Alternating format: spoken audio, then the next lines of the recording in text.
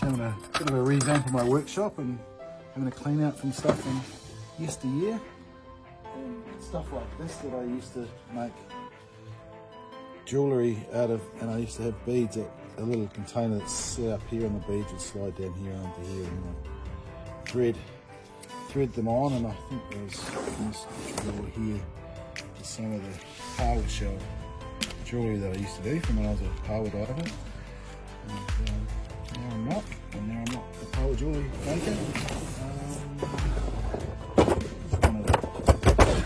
A broken piece that I had, and these are the beads that I used to slide on. I used to sharpen the point of this and thread these on. So I had different styles where they had beads all the way around and what have you. Oh, and these were little measuring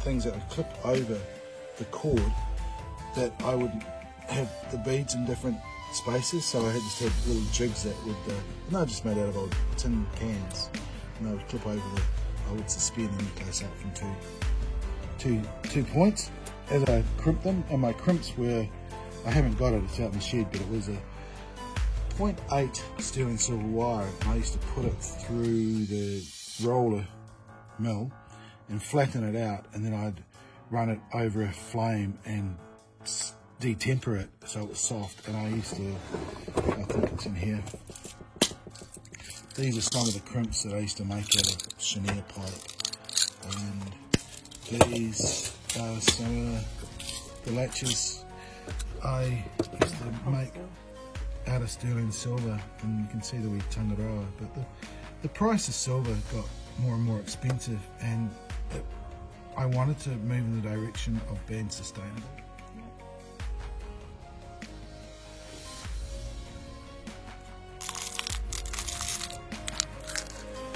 Remember these canisters?